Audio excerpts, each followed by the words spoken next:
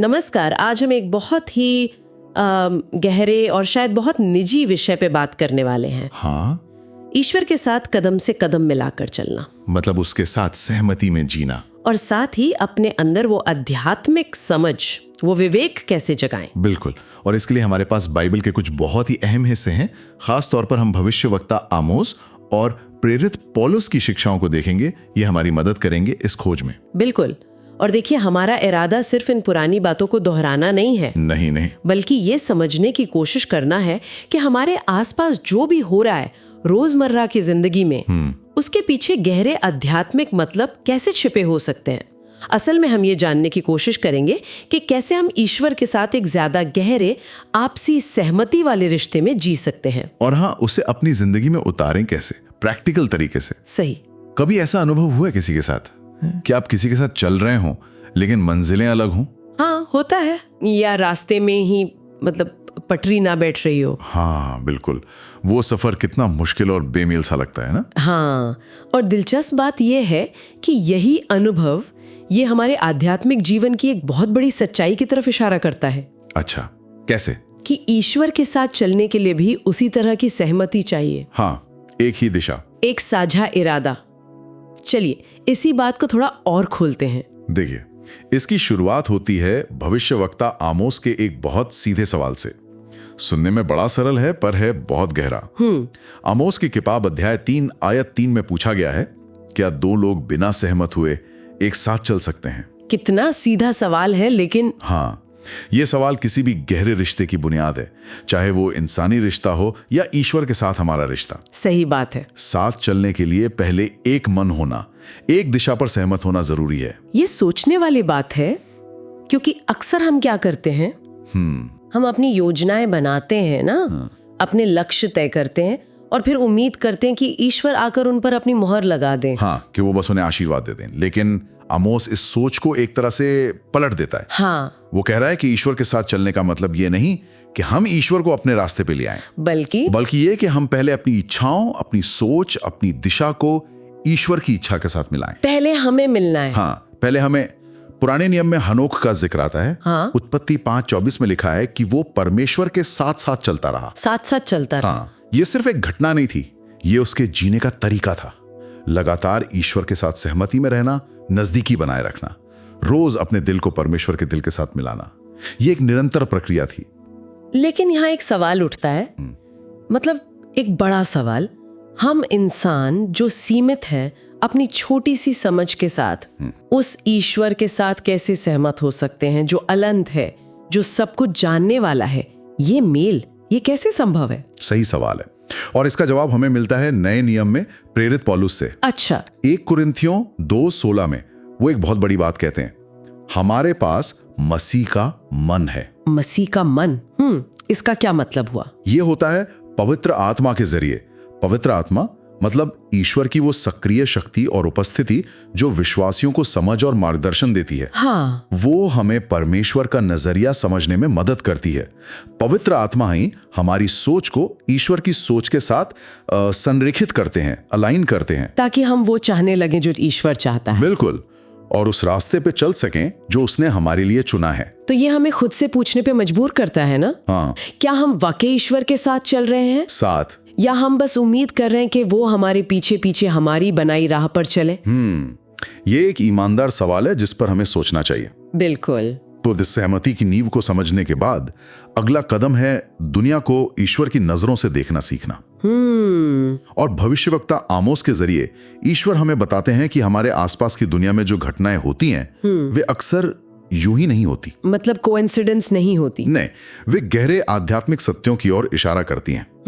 पर शर्त यह है कि हमारे पास देखने वाली आंखें और समझने वाला दिल हो। हाँ, आमोस प्रकृति से कुछ दिलचस्प मिसालें देते हैं ना। वो पूछते हैं, हाँ, जैसे वो पूछते हैं, क्या जंगल में शेर बिना शिकार के दहाड़ेगा? हाँ। या क्या चिड़िया बिना दाना देखे फंदे में फंसेगी? ये सवाल सोचने पर मजबूर करते हैं। बिल्कुल, और इन सवालों में छिपा सबक बहुत गहरा है। जब कोई दहाड़ होती है, मतलब कोई घटना घटती है, तो उसका कोई ना कोई कारण जरूर होता है। जरूर। ईश्वर के नजरिए से कुछ भी सिर्फ संयोग नहीं होता। हर बाहरी दिखने वाले प्रभाव के पीछे अक्सर एक अनदेखा आध्यात्मिक कारण होता है। जहाँ हर चीज के लिए बाहरी कारण ढूंढे जाते हैं। हाँ बिल्कुल, जो सिर्फ वैज्ञानिक या तार्किक हो।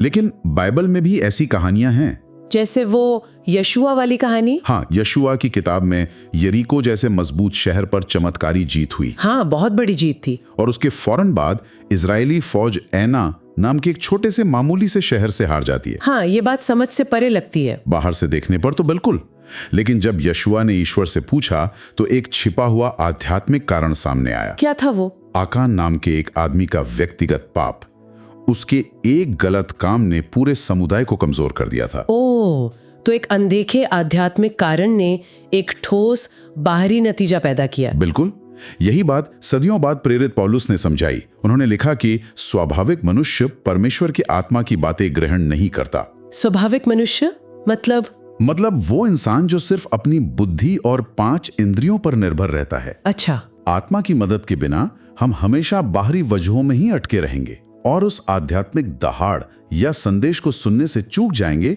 जिसे ईश्वर हमें सुनाना चाहते हैं। आमोस कारण और प्रभाव की इस कड़ी को एक और शक्तिशाली तस्वीर से भी समझाते हैं, वो नरसिंगे वाली बात। हाँ, आमोस 3:6 में वो कहते हैं, जब नगर में नरसिंगा फूंका जाए तो क्या लोग न कांपेंगे। नरसिंगा शोफर। हाँ, वो उस जमाने में खतरे की घंटी जैसा था, एक चेतावनी का साफ संकेत। यहां समझने वाली बात यह है कि ईश्वर हमारे जीवन में चेतावनियों का इस्तेमाल हमें डराने के लिए नहीं करते। नहीं तो फिर क्यों? बल्कि प्यार से, कृपा से हमें आने वाली चीजों के लिए तैयार करने के लिए करते हैं। ये उनकी दया है। नूह की कहानी भी तो ऐसी ही है ना? बिल्कुल। इब्रानियों 11:7 में लिखा है, उसने उन बातों के विषय में जो उस समय दिखाई न पड़ती थी परमेश्वर से चेतावनी पाकर जहाज बनाया। उसने एक आध्यात्मिक चेतावनी सुनी और उस पर भरोसा करके दुनियावी स्तर पर काम किया। नतीजा, उसका परिवार बच गया। लेकिन इन संकेतों को समझना, दुनिया के इतने शोर शराबे के बीच ईश्वर की वो धीमी आवाज पहचानना, इसके लिए खास तरह की समझ चाहिए। हाँ, जिसे हम शायद आध्यात्मिक विवेक कह सकते हैं। जैसे दिल का एंटीना सही दिशा में हो ताकि वो ईश्वर के सिग्नल पकड़ सके। बिल्कुल सही कहा। और ये हमें अगले और शायद सबसे ज्यादा तसल्ली देने वाले सच की ओर ले जाता है जिसे आमोस बताते हैं। वो क्या है? वो ये कि ईश्वर की गहरी इच्छा है कि वो अपनी योजनाएं, अपने इरादे हम पर जाहिर करें। ये वाकई सुकून देने वाली बात है, क्योंकि दुनिया अक्सर इतनी उलझी हुई और अप्रत्याशित लगती है। हाँ, तो ये जानना कि ईश्वर हमसे बात करना चाहते हैं, अपनी योजनाओं में हमें शामिल करना चाहते हैं, ये बहुत मायने रखता है। हाँ बिल्कुल। ईश्वर कोई दूर बैठे चुपचाप सब कुछ करने वाले देवता नहीं है। वो हमारे साथ एक रिश्ता चाहते हैं, एक साझेदारी जो बातचीत और भरोसे पर टिकी हो। बिल्कुल। आमोस इस बात को बहुत खूबसूरती से कहते हैं अपनी किताब के अध्याय 3:7 में। क्या कहते हैं वो?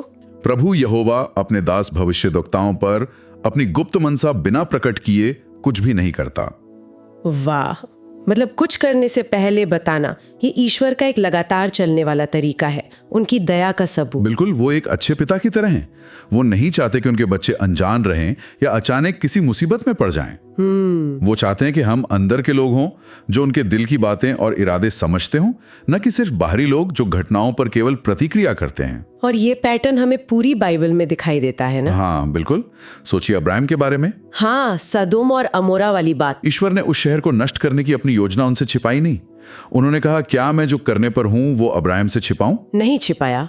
और यूसुफ का उदाहरण, ईश्वर ने फिरौन के सपनों के जरिए यूसुफ को आने वाले भयानक अकाल के बारे में सालों पहले बता दिया, जिससे तैयारी करने और जाने बचाने का मौका मिला। हाँ, लाखों जाने। या फिर भविष्यवक्ता एलीशा को देखिए। वो कैसे? वो दुश्मन राजा की लड़ाई की योजनाएं मीलों दूर से जान लेते थे और इजराइल के राजा को बताकर देश को बचाते थे। ये सब दिखाता है कि ईश्वर अपने लोगों के साथ जानकारी साझा करना चाहते हैं। तो क्या ये पैटर्न आज भी जारी है? क्या ईश्वर आज भी हमसे बात करते हैं, अपनी योजनाएं बताते हैं? हाँ, प्रेरित पौलुस इसी बात की पुष्टि करते हैं। वो कहते हैं कि परमेश्वर ने उनको अपने आत्मा के द्वारा हम पर प्रकट किया है। तो वही पवित्र आत्मा? हाँ, वही पवित्र आत्मा जो हमें ईश्वर के साथ सहमत होने में मदद करता है, वही माध्यम है जिसके जरिए ईश्वर आज भी अपने बच्चों पर अपने दिल की बातें जाहिर करते हैं। तो हमने देखा कि पवित्र आत्मा हमें आध्यात्मिक कारणों को समझने की कुंजी देता है। हाँ, और वही ईश्वर के प्रकाशन का जरिया भी है। प्रेरित पौलुस इस बात को और भी साफ करते हैं।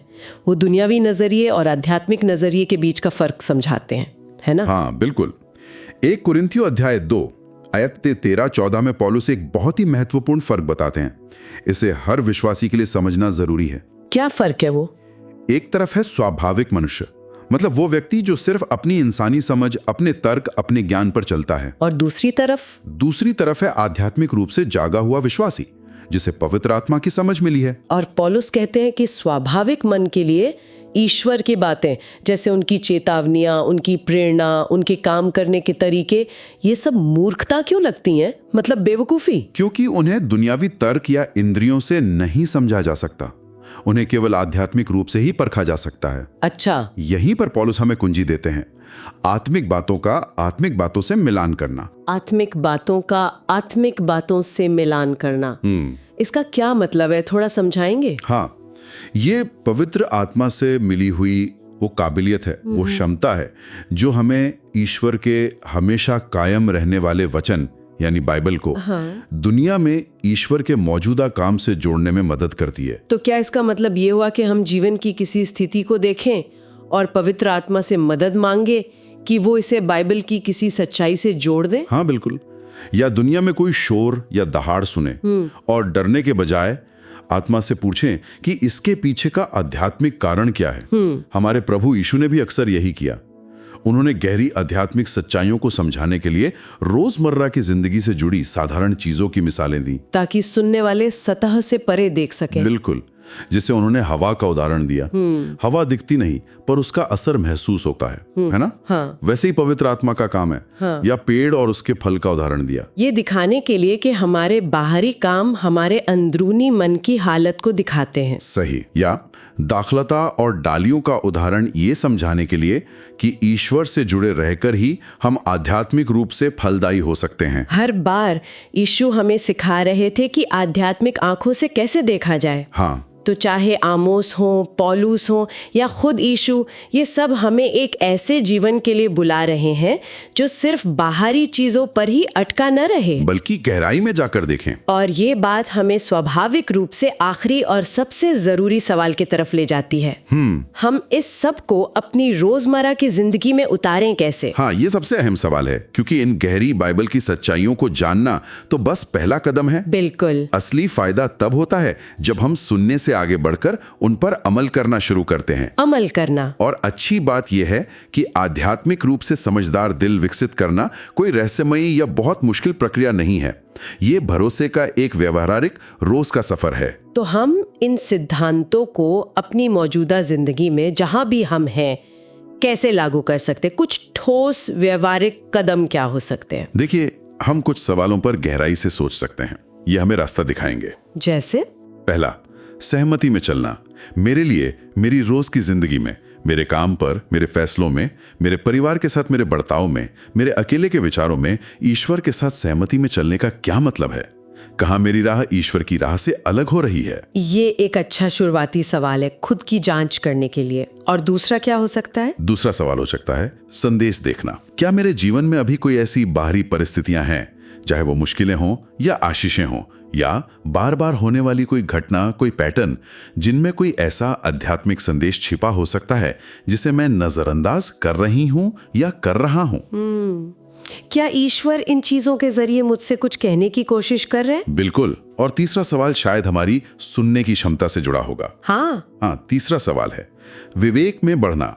मैं रोजमर्रा की जिंदगी के शोरगुल के बीच पवित्र आत्मा की आवाज को और ज्यादा साफ सुनने की अपनी काबिलियत को कैसे विकसित कर सकता हूं या कर सकती हूं? मैं और ज्यादा संवेदनशील कैसे बन सकता हूं या बन सकती हूं? ये सवाल वाकई सोचने पर मजबूर करते हैं, और इनके जवाब ढूंढने में मदद के लिए क्या कुछ व्यवहारिक कदम हैं जिन्हें हम उठा सकते हैं? बिल्कुल। कुछ आदतें हैं जिन्हें हम अपना सकते हैं ताकि हमारा दिल ईश्वर की आवाज के प्रति ज्यादा खुला और सचेत हो जाए। बताइए। पहला और सबसे बुनियादी है वचन में डूबें। बाइबल की समझ के बिना आध्यात्मिक विवेक लगभग असंभव है। रोज बाइबल पढ़ने के लिए समय निकालें। लेकिन सिर्फ जानकारी के लिए नहीं? नहीं, सिर्फ जानकारी के लिए नहीं, बल्कि पवित्र आत्मा से प्रार्थना करें कि वो इसके अर्थ को आपके लिए, आपकी परिस्थितियों के लिए जीवित और प्रासंगिक बनाएं। ये जरूरी है। दूसरा कदम शायद थोड़ा रुकना और सोचना। हमारी आदत होती है कि हम घटनाओं पर तुरंत प्रतिक्रिया देते हैं। एकदम सही। तो दूसरा कदम है निष्कर्ष पर कूदने से पहले रुकें। जब कुछ हो तो तुरंत अपनी समझ से नतीजा निकालने की आदत को रोकें। रुककर पूछने का अभ्यास करें। क्या पूछें? पूछें, प्रभु क्या यहाँ कोई आध्यात्मिक पहलू है जिसे मैं देख नहीं पा रहा हूँ? आप मुझे क्या सिखाना या दिखाना चाह रहे हैं? और तीसरा कदम है आत्मा के प्रति संवेदनशील रहें। एक ऐसा दिल विकसित करें जो ईश्वर के मार्गदर्शन के प्रति नरम और खुला हो। ये मार्गदर्शन कैसे मिल सकता है? ये बाइबल की सीधी शिक्षा के रूप में आ सकता है, या मन में एक गहरी शांति या बेचैनी के एहसास के रूप में, या फिर दूसरे समझदार ईश्वर भक्त लोगों की सलाह के जरिए आ सकता है। इन आध्यात्मिक अलार्म या संकेतों पर ध्यान देना सीखें। और चौथा कदम है प्राकृतिक और आध्यात्मिक को जोड़ें। इसे एक आदत बनाएं, यह देखना कि आपके आसपास की दुनिया में जो हो रहा है वो अक्सर एक गहरी आध्यात्मिक सच्चाई को दर्शाता है। इस लगातार जागरूकता के साथ जीने की कोशिश करें कि आप एक ही समय में दो दुनियाओं में जी रहे हैं, एक जिसे आप देख सकते हैं और एक जिसे आप महसूस कर सकते हैं। तो संक्षेप में कहें तो आज हमने ईश्वर के साथ सच्ची सहमति में चलने की अहमियत को समझा। हमने देखा कि कैसे हमारे आसपास की घटनाओं में आध्यात्मिक संदेश छिपे हो सकते हैं। बिल्कुल। हमने जाना कि ईश्वर अपनी योजनाओं को हम पर प्रकट करना चाहते हैं और कैसे पवित्र आत्मा हमें दुनियावी नजरिए से उठाकर आध्यात्मिक समझ की ओर ले जाते हैं। आमोस हमें याद दिलाते हैं कि ईश्वर बिना वजह कुछ नहीं करते, और पौलुस हमें याद दिलाते हैं कि केवल पवित्र आत्मा ही हमें उस वजह को समझने में मदद कर सकते हैं। ईश्वर के साथ सहमति में चलना मतलब सिर्फ परिस्थितियों पर प्रतिक्रिया देना नहीं है। तो फिर क्या है? बल्कि ईश्वर से मिलने वाले प्रकाशन और समझ के अनुसार जीना है। मतलब बाहरी चीजों से परे जाकर आध्यात्मिक हकीकत को देखना और अपने हर कदम को ईश्वर के मार्गदर्शन के साथ मिलाने की कोशिश करना। ये वाकई एक गहरी बात है जिस पर सोचने की जरूरत है। सिर्फ परिस्थितियों पर प्रतिक्रिया करने के बजाय अगर हम ईश्वर से मिलने वाली समझ और प्रकाशन के अनुसार जीने लगें तो हमारा जीवन कैसा होगा? आज हम ऐसा कौन सा एक छोटा व्यावहारिक कदम उठा सकते हैं जिससे अपने हर कदम को ईश्वर के दिव्य निर्देशन के साथ संरेखित करने की ये यात्रा शुरू हो सके? ये सोचने वाली बात है। ये सोचना दिलचस्प है कि ये समझ हमारे रोज के फैसलों को और दुनिया को देखने के हमारे नजरिए को कैसे बदल सकती है।